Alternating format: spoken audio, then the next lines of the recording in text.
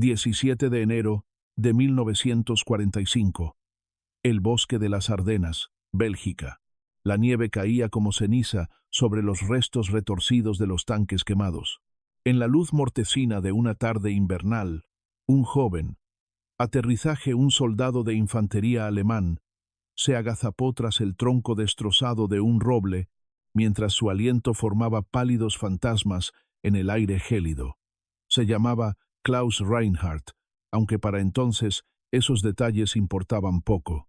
Tenía 22 años, no había comido bien en 11 días. Sus manos, envueltas en tiras de lona rasgada porque sus guantes se habían desintegrado semanas antes, temblaban al sujetar su Karabiner 90 y Ochok. El rifle se sentía más pesado que en 1943. Todo se sentía más pesado ahora.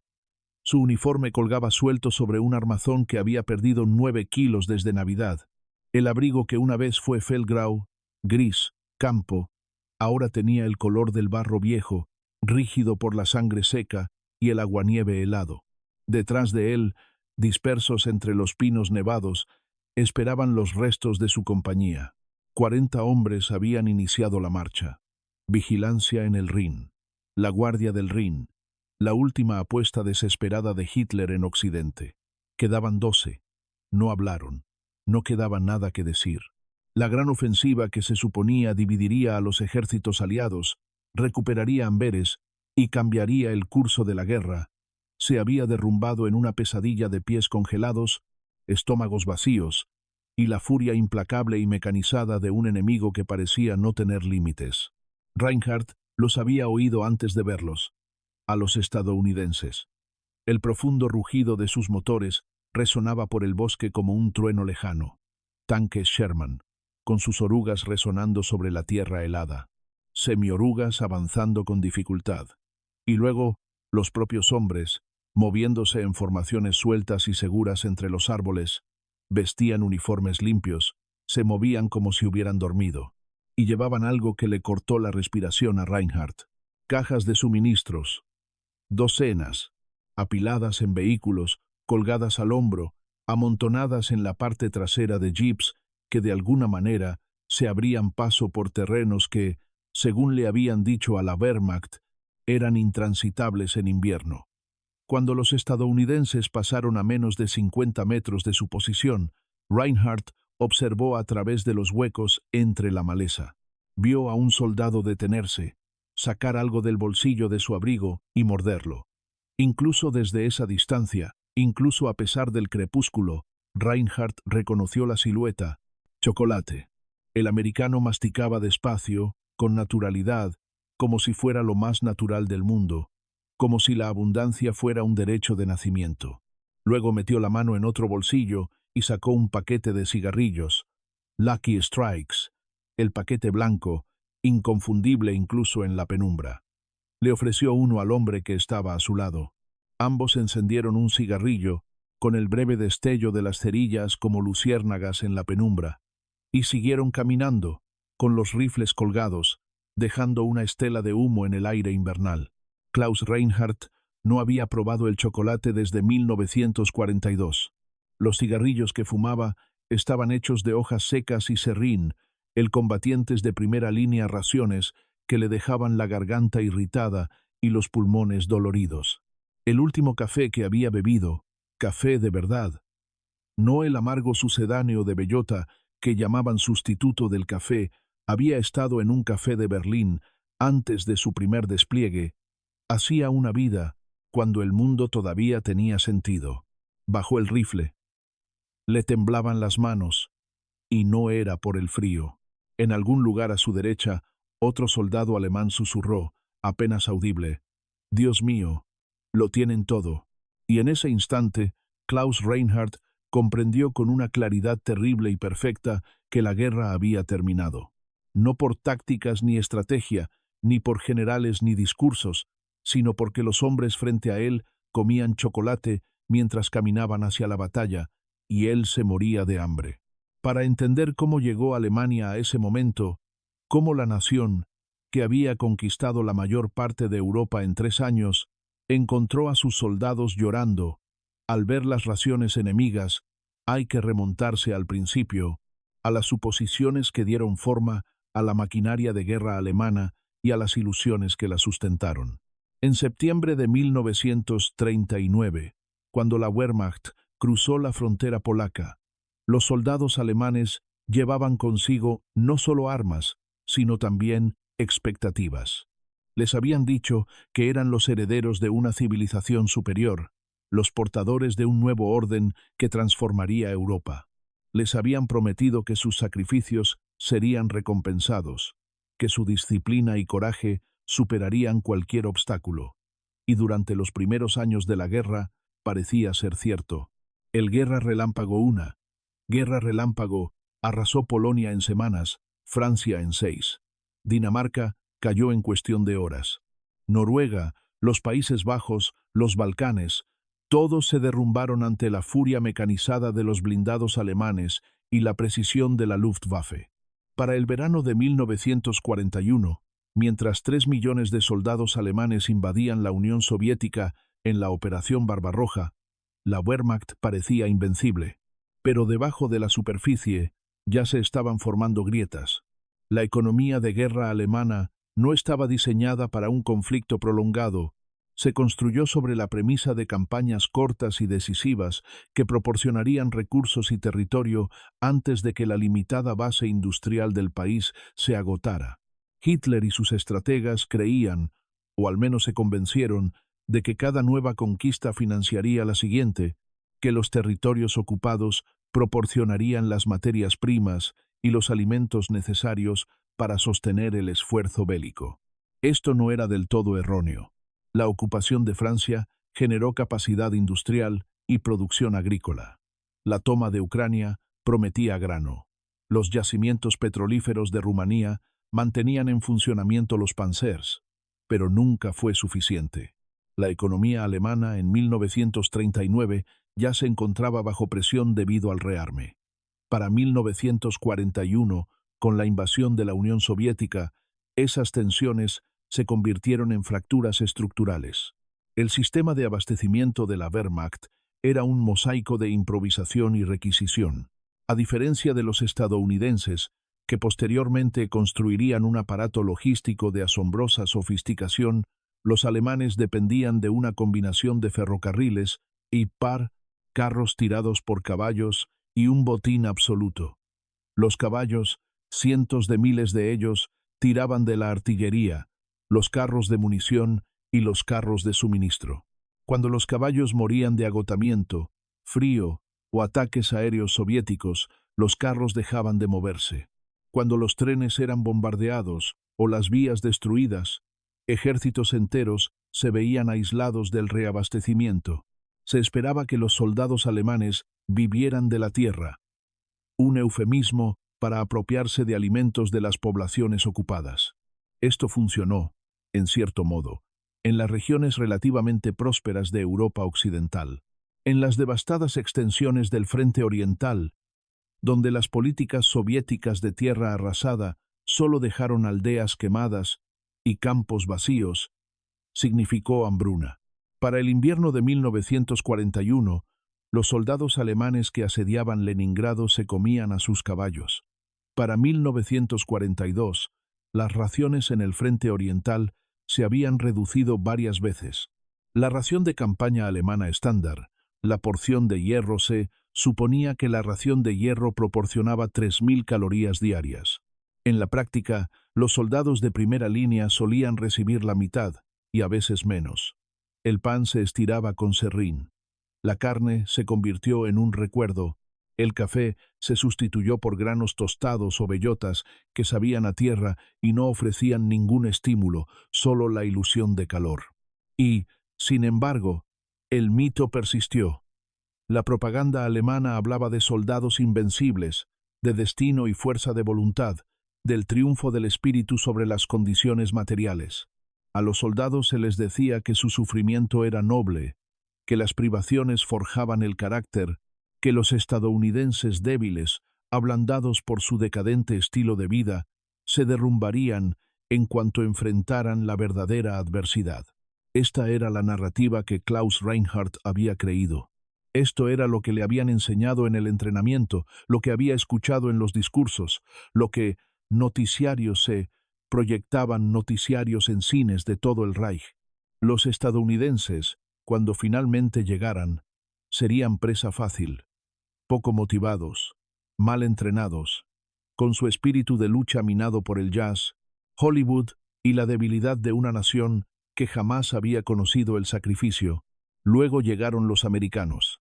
Estados Unidos entró en la Segunda Guerra Mundial con una capacidad industrial que eclipsaba a la de todas las demás naciones combatientes juntas. Este hecho, repetido con tanta frecuencia, pierde fuerza y se convierte en una estadística en lugar de una realidad. Pero para el soldado alemán que se enfrentó por primera vez a las fuerzas estadounidenses, no fue una estadística. Fue una revelación que destrozó los cimientos mismos de lo que le habían dicho sobre el mundo. Entre 1941 y 1945, las fábricas estadounidenses produjeron casi 300.000 aviones, construyeron 88.000 tanques y cañones autopropulsados, botaron 175 portaaviones y 5.000 buques de carga. Fabricaron 6 millones de camiones, más que todo el resto del mundo en conjunto. Y lo hicieron a la vez que producían botas, uniformes, radios, suministros médicos, municiones y alimentos a una escala sin precedentes en la historia. Pero fue la comida la que contó la historia más claramente. El ejército estadounidense comprendió algo que el alto mando alemán había ignorado o nunca había comprendido, que la capacidad de combate de un ejército estaba directamente relacionada con la calidad y la consistencia de su logística. Los soldados bien alimentados, bien equipados y bien abastecidos luchaban con más ahínco, resistían más y mantenían la moral alta ante la adversidad. No era una cuestión de espíritu ni de ideología. Era una cuestión de fisiología y psicología humanas básicas. La ración K estadounidense estándar, una ración de asalto para un solo día, contenía 3.000 calorías. Incluía carne enlatada, galletas saladas, barras de chocolate, dulces, chicles, cigarrillos y café instantáneo. La ración C, diseñada para un uso más prolongado, ofrecía aún más variedad: estofado de res, cerdo con frijoles, espaguetis, fruta, galletas y más chocolate. No eran lujos. Eran un artículo estándar, entregado a cada soldado en cada escenario de guerra, con una regularidad que asombraba incluso a los aliados de Estados Unidos. Los soldados británicos, acostumbrados a sus propias raciones más modestas, se maravillaron ante la abundancia. Las tropas soviéticas, que habían sufrido hambre en defensa de su patria, apenas podían creer que tal abundancia fuera posible. Y los soldados alemanes, al encontrarse por primera vez con los depósitos de suministros estadounidenses, creyeron haber caído en una especie de fantasía. El chocolate era auténtico, no un sucedáneo, ni un sustituto, sino chocolate de verdad, hecho con cacao, azúcar y leche, ingredientes que habían desaparecido de las tiendas alemanas años atrás. El café era café de verdad, molido con granos importados de Sudamérica, intenso y oscuro, capaz de reanimar a hombres exhaustos con una sola taza. Los cigarrillos eran tabaco de verdad, suaves y satisfactorios, muy diferentes de los sustitutos ásperos y abrasadores que proporcionaba la Wehrmacht. Y luego estaba el helado. Febrero de 1944. La cabeza de playa de Anzio, Italia. El Obergefreiter Martin Scholz, antiguo miembro de la 4. CREA División Paracaidista, se encontraba en una jaula de prisioneros de guerra tras las líneas estadounidenses. Había sido capturado 3 días antes durante un contraataque que fracasó bajo una lluvia de disparos navales. Su unidad, lo que quedaba de ella, había sido enviada para hacer retroceder a los aliados hacia el mar, expulsarlos de la cabeza de playa y restablecer la línea Gustav. Sin embargo, fueron destrozados por una potencia de fuego tan abrumadora que la resistencia se volvió inútil. Scholz tenía 24 años. Había combatido en Creta, Rusia y Sicilia. Se consideraba un veterano, un superviviente, un hombre que había visto lo peor que la guerra podía ofrecer. pero nunca había visto nada parecido a la base logística estadounidense de Anzio. La jaula de prisioneros de guerra estaba rodeada de depósitos de suministros que se extendían cientos de metros en todas direcciones. Montañas de cajas, pilas de bidones de combustible, filas de vehículos relucientes de pintura fresca, tiendas médicas con generadores eléctricos, cocinas de campaña con estufas de verdad, y en el centro de todo, incongruente y surrealista, una unidad de refrigeración alimentada por un generador portátil que servía helado a los soldados que esperaban en fila con vasos metálicos. Helado, en un campo de batalla. En febrero, Scholz observaba a través de la alambrada cómo los soldados estadounidenses hacían fila, riendo y bromeando, sirviéndose vainilla y chocolate en sus tazas, como si se tratara de una feria de verano en un pueblo tranquilo. Vestían uniformes limpios. Sus rostros no estaban demacrados. Muchos fumaban Lucky Strikes, Camels, Chesterfields, y tiraban los cigarrillos a medio terminar al suelo sin pensarlo dos veces, como si el tabaco fuera tan común que fuera desechable. Un joven soldado, de no más de 19 años, notó que Scholz observaba, se acercó a la alambrada con su helado en la mano y observó al prisionero alemán con una expresión que no era ni hostil ni compasiva, sino simplemente curiosa. ¿Quieres un poco?, preguntó el americano, con un alemán muy acentuado pero comprensible. Scholz no respondió. No podía. Se le había cerrado la garganta, no por miedo ni por ira, sino por algo más, algo que no podía identificar. El estadounidense se encogió de hombros, terminó su helado y se marchó.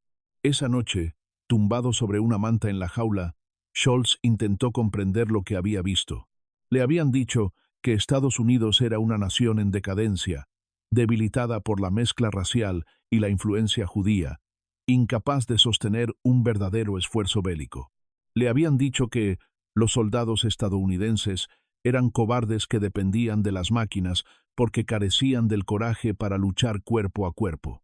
Le habían dicho que el Reich triunfaría porque los alemanes poseían una firmeza interior, una fuerza espiritual que ninguna riqueza material podría superar. Pero si eso fuera cierto, ¿por qué los americanos comían helado? No era una cuestión de lujo. Scholz lo comprendía ahora. Era una cuestión de capacidad.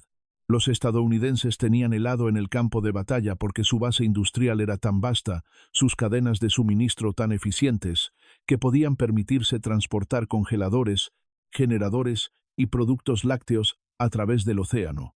Y aún les sobraba suficiente para alimentar a sus soldados 3 veces al día y darles cigarrillos, chocolate y café sin racionarlos. No fue una demostración de decadencia, fue una demostración de poder, y fue aterradora. Las historias se extendieron como la pólvora entre las filas alemanas, pasando de soldado en conversaciones susurradas, en cartas a casa censuradas, pero que aún así lograban transmitir una sensación de terror.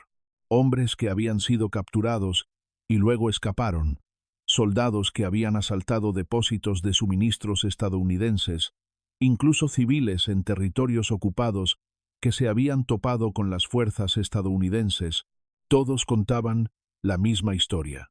Los estadounidenses no solo tenían más, lo tenían todo y lo desperdiciaron con una indiferencia que rozaba lo incomprensible. Se contaban historias de soldados estadounidenses que tiraban raciones a medio comer porque no les gustaba el menú, de palés enteros de comida abandonados durante las retiradas porque era más fácil requisar nuevos suministros que transportar los viejos, de médicos que tenían morfina, penicilina y sulfamidas en cantidades suficientes para tratar no solo a las bajas estadounidenses, sino también a los prisioneros alemanes, de camiones nuevos con el tanque lleno abandonados al borde de la carretera por pequeños problemas mecánicos para que el enemigo los rescatara o los quemara, para los soldados alemanes que habían pasado años rebuscando entre la basura, que habían aprendido a reparar equipos con alambre y esperanza, que habían visto morir a sus camaradas por heridas infectadas por falta de antibióticos. Esto era incomprensible. Violaba todos los principios de economía militar que les habían enseñado. Les parecía un despilfarro, incluso un pecado. pero también fue estratégicamente brillante. El ejército estadounidense había calculado que el costo de producir y enviar el exceso de suministros era menor que el costo de quedarse sin ellos en un momento crítico. Era más barato desperdiciar comida que arriesgar a los soldados a pasar hambre. Era más eficiente abandonar un camión averiado que ocupar a mecánicos y repuestos. Y valía la pena el gasto para mantener la moral, para garantizar que cada soldado, desde el frente hasta la retaguardia, supiera que sería alimentado, vestido, equipado y atendido, pasara lo que pasara. Esta era una filosofía de guerra que los alemanes jamás imaginaron. La Wehrmacht operaba según el principio de la escasez, de hacer más con menos, de convertir la privación en una virtud. Los estadounidenses operaban según el principio de la abundancia, de abrumar al enemigo no solo con potencia de fuego, sino con el peso aplastante de recursos inagotables.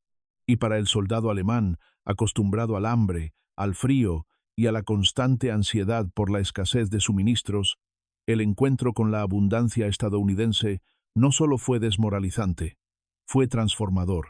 Abril de 1945. Turingia, Alemania Central. El Reich agonizaba. Todos lo sabían, aunque pocos se atrevían a decirlo en voz alta. El Ejército Rojo avanzaba con fuerza desde el este, dejando un rastro de fuego y venganza.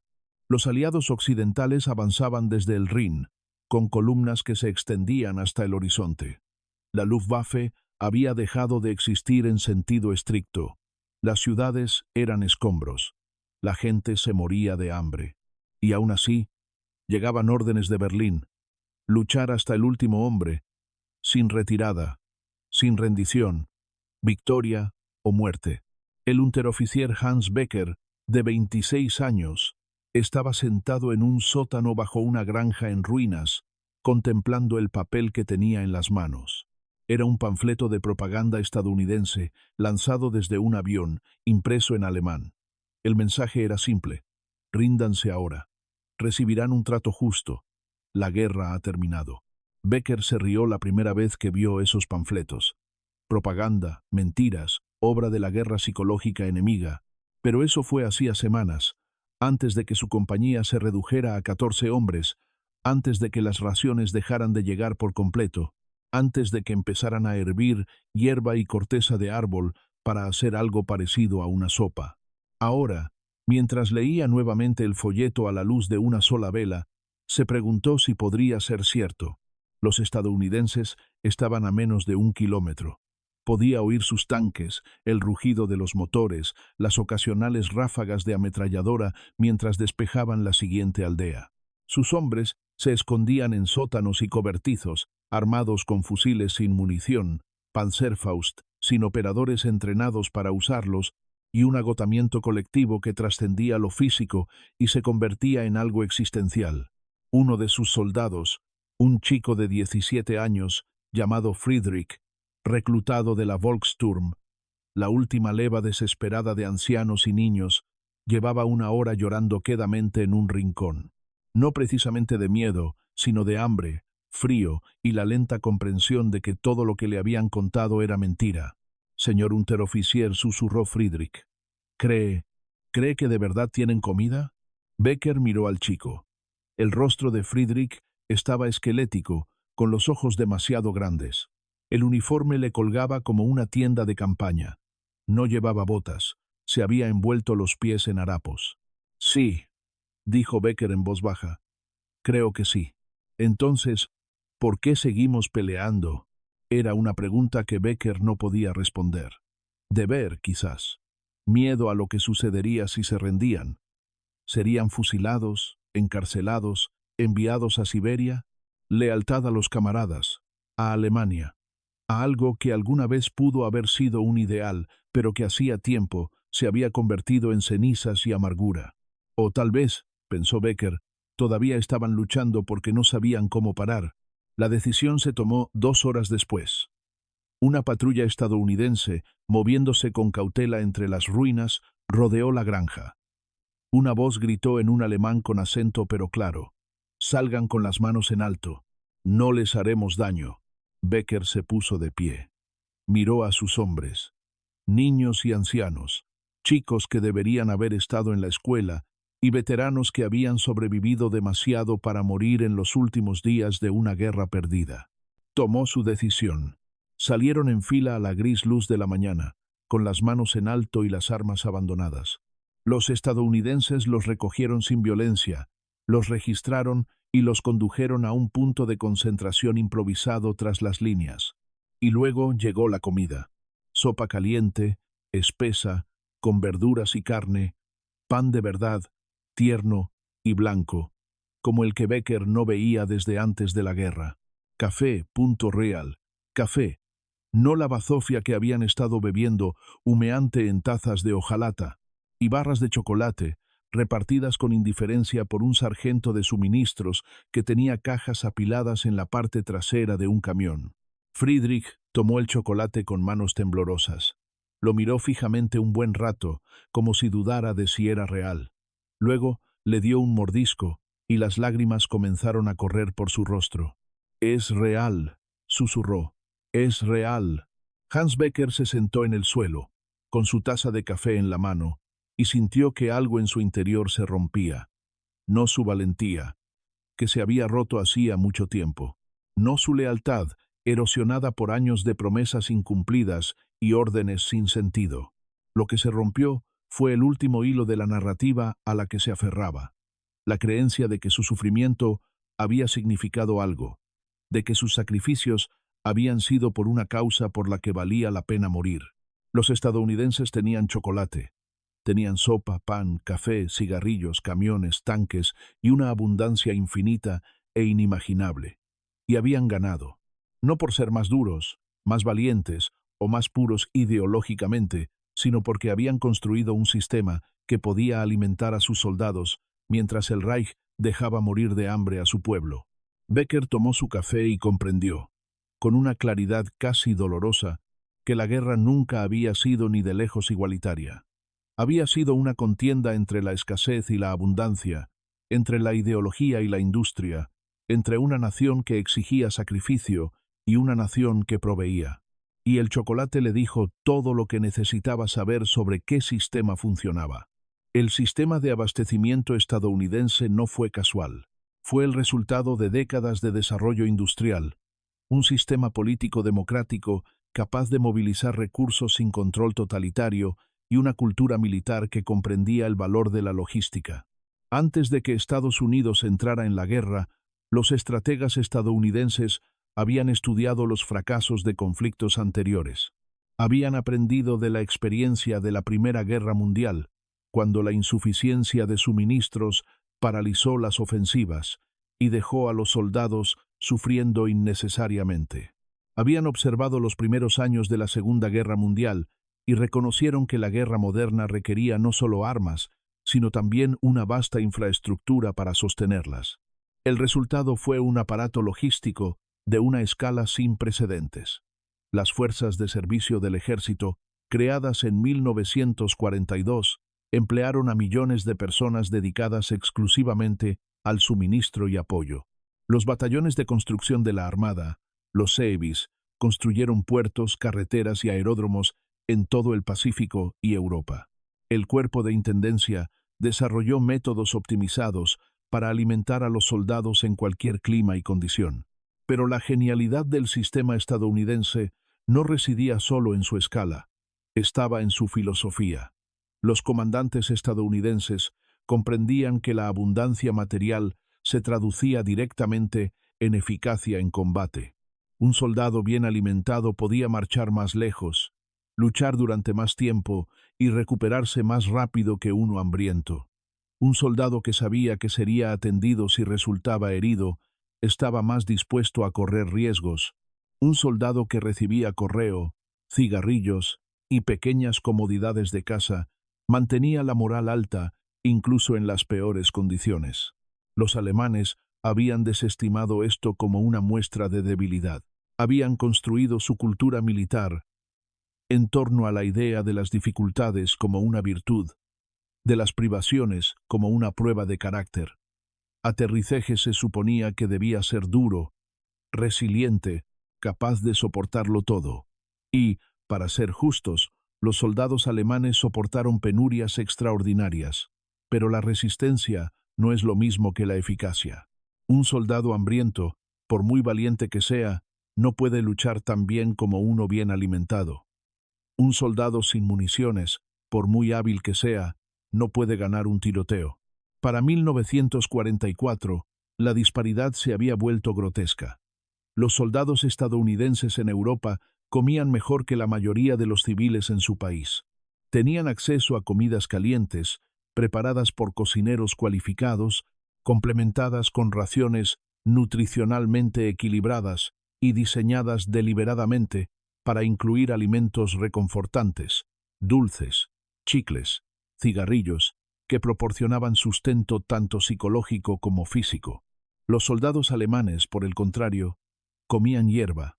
Existen relatos documentados de la primavera de 1945 sobre unidades de la Wehrmacht que hervían dientes de león y ortigas para preparar sopa, de soldados que buscaban comida entre los cadáveres, de compañías enteras que se rindieron no por derrota en combate, sino porque estaban demasiado débiles por el hambre para seguir luchando.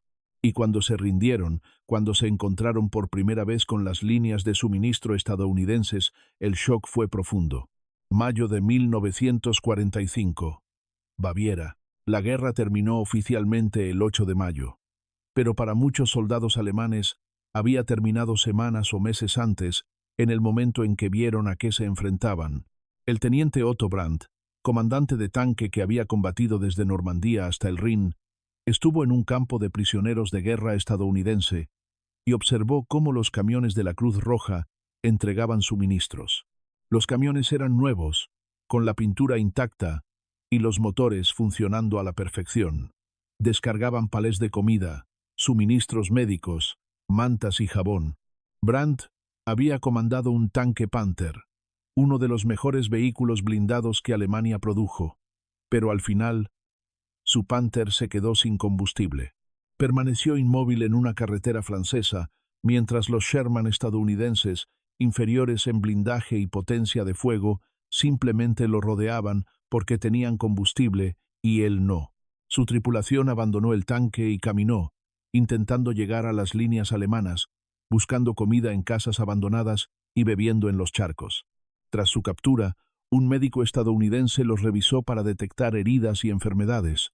Le dio a Brandt sulfamidas en polvo para una herida infectada en la mano, una medicina tan escasa en Alemania que bien podría haber sido oro.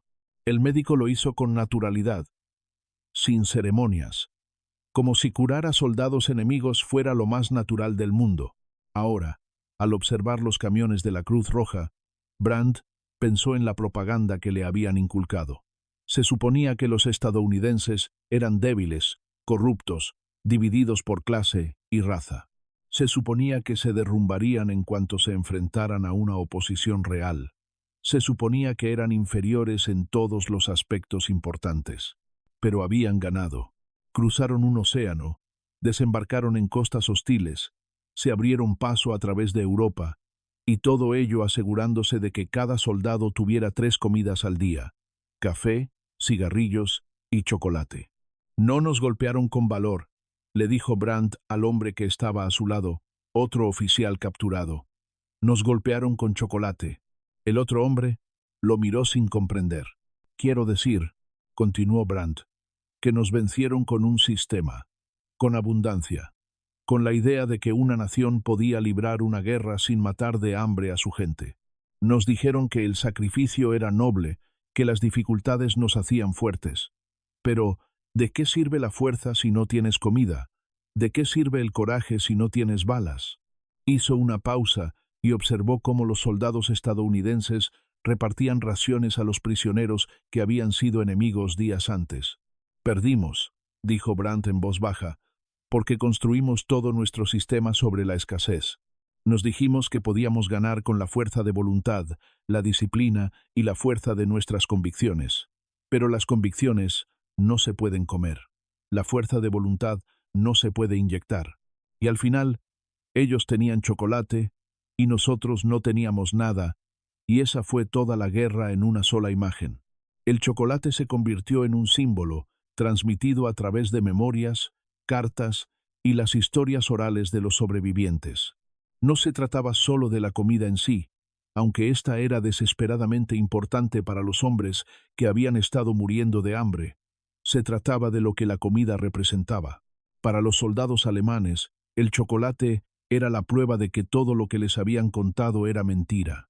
Les habían prometido que el Reich estaba construyendo un nuevo orden, un imperio milenario que dominaría Europa y brindaría prosperidad a su pueblo. En cambio, los habían enviado a luchar y morir en una guerra que los dejó hambrientos, fríos y abandonados. Los estadounidenses, por otro lado, provenían de una nación que había sido descrita como decadente y débil. Pero esos estadounidenses, supuestamente blandos, habían cruzado un océano para luchar y lo habían hecho comiendo mejor que los civiles alemanes en años. Habían traído no solo armas, sino un sistema, una vasta, vibrante y eficiente maquinaria de producción y distribución capaz de llevar helado al campo de batalla y chocolate a una trinchera. No se trataba de lujo, se trataba de capacidad. Se trataba de una nación que había cimentado su poder no en la glorificación del sufrimiento, sino en la aplicación práctica de la industria a las necesidades humanas. Se trataba de una democracia desordenada, caótica e ineficiente en muchos sentidos, que demostraba ser más eficaz que el totalitarismo en la tarea fundamental de apoyar un esfuerzo bélico. El chocolate era símbolo de abundancia, pero también simbolizaba algo más profundo: la idea de que una sociedad podía cuidar de su gente incluso en medio de una guerra total, que no tenía que elegir entre armas y mantequilla, que podía proporcionar ambas gracias a su vasta base industrial y su capacidad organizativa tan sofisticada. Para los soldados alemanes que se encontraron con esta abundancia, la comprensión fue devastadora. Habían sido criados en una cultura que glorificaba el sacrificio, que consideraba la privación un bien moral, que les decía que el sufrimiento los haría más fuertes, y habían sufrido terriblemente, más allá de lo que la mayoría de los seres humanos deberían soportar. Pero el sufrimiento no los había fortalecido, los había debilitado física, mental y moralmente.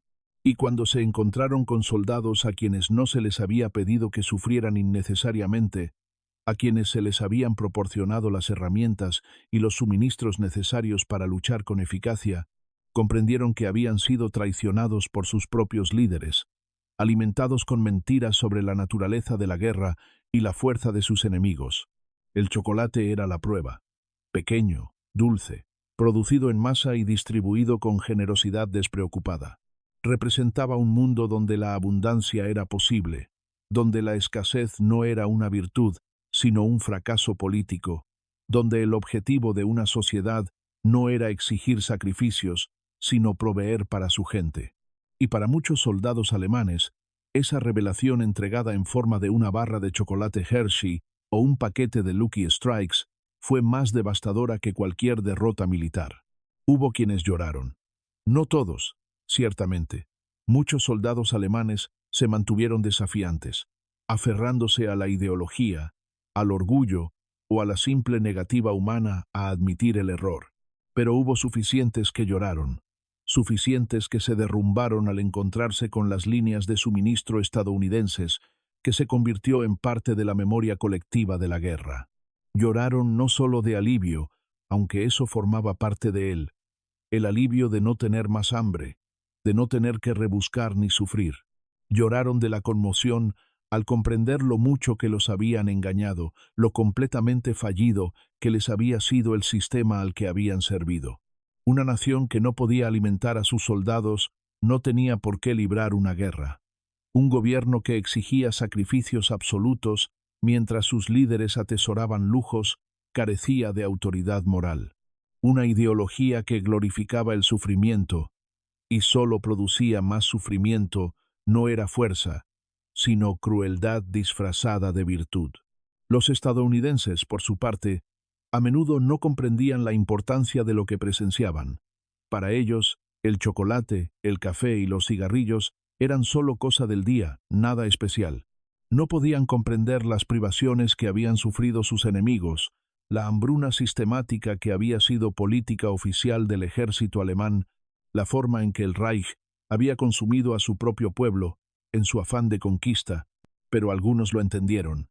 Los soldados, que vieron a prisioneros alemanes llorar mientras tomaban café, los médicos que atendieron a prisioneros de guerra demacrados y se dieron cuenta de que estaban viendo las consecuencias de la desnutrición crónica, los oficiales que recorrieron los depósitos de suministros alemanes capturados y solo encontraron almacenes vacíos y grano en mal estado, ellos lo entendieron. Esta no fue una guerra entre iguales. Nunca lo había sido. Fue una guerra entre una nación que podía alimentar a sus soldados y otra que no, entre un sistema basado en la abundancia y otro basado en el saqueo, entre una sociedad que valoraba el bienestar de su pueblo y un régimen que lo trataba como recursos prescindibles. Y el chocolate había contado esa historia más claramente que cualquier discurso o manifiesto. Epílogo.